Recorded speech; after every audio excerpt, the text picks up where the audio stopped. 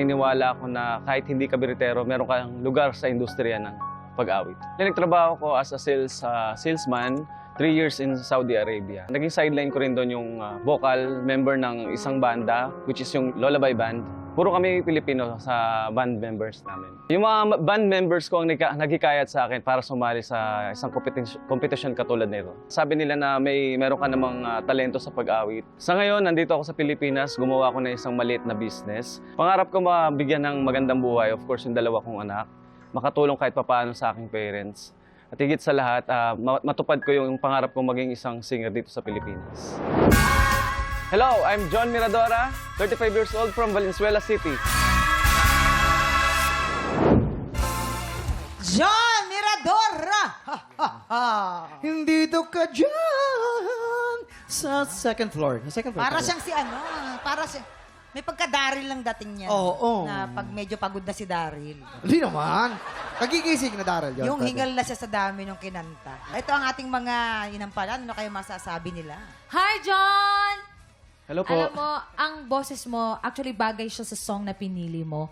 Kung may napansin lang ako, siguro more clarity dun sa pag-pronounce ng mga words kasi may tendency na parang di masyadong maintindihan or baka ibuka mo masyado yung bibig mo para mas klaro lang yung mga words. And then, work on your diction also. Napansin ko din medyo kulang sa stage presence kasi ang music ay medyo may beat. Importante din yung stage presence pag nagpa-perform tayo para mas naging effective yung performance, no? Doon sa transition mo to normal to falsettos, may iba naman na smooth siya, but may some parts na medyo hindi lang siya smooth nung transition. But andun yung falsetto mo, medyo malakas naman siya. So, yun lang naman yun ang pansin ko. I still enjoyed your performance, kaya congrats. Thank you. John, ayan, parang nasabi na lahat ni Inampalan Jessica. Siguro, kung meron akong may dadagdag, yun yung mag-enjoy ka mag-perform. Yung kalaban mo, kung yung kanta niya, She's Out of My Life, iniwan ng shota. Ito namang kanta mo, Sining, parang kinukumbinsi mo yung babae o yung mahal mo sa buhay na gandang-ganda ka sa kanya. So, kailangan maramdaman namin yun sa'yo. Kasi kung yung babae, mapanood ka kanina, parang siguro magda-doubt siya, totoo kaya nagagandaan siya sa akin?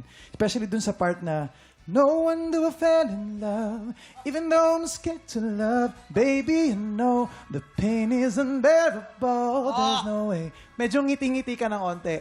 Malaking bagay yon. Yung mga konting ngiti lang, malaking bagay yon. Yun lang. Maraming salamat sa ating mga inampalan. Ito na, alamin naman natin na ang bituin na ibibigay sa ating mga inampalan. John, ito ang stars ko for you.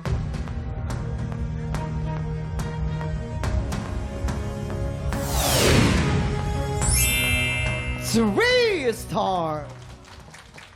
John, ang stars na binigay ko ay...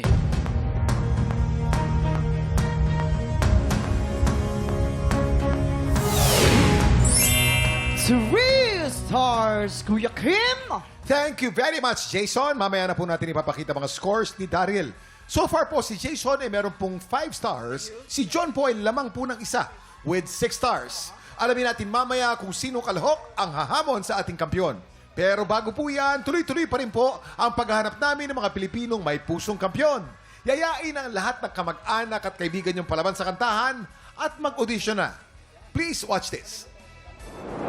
Big Tropa, kung ikaw ay 16 to 50 years old at palaban sa kantahan, sugod na sa weekly auditions ng Tanghalan ng Kampyon. Every Wednesday and Thursday, 1 to 5 p.m. dito sa GMA Studio 6. Go na, mga Big Tropa! Mag-audition na!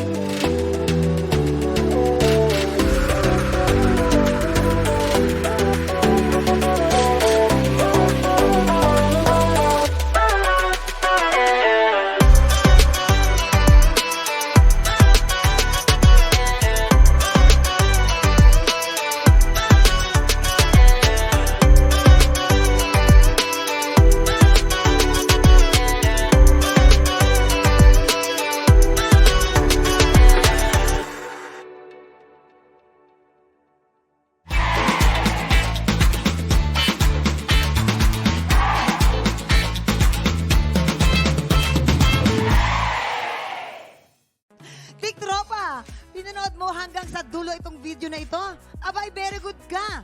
For more happy time, watch more TikTok Lock videos on our official social media pages and subscribe to GMA Network official YouTube channel.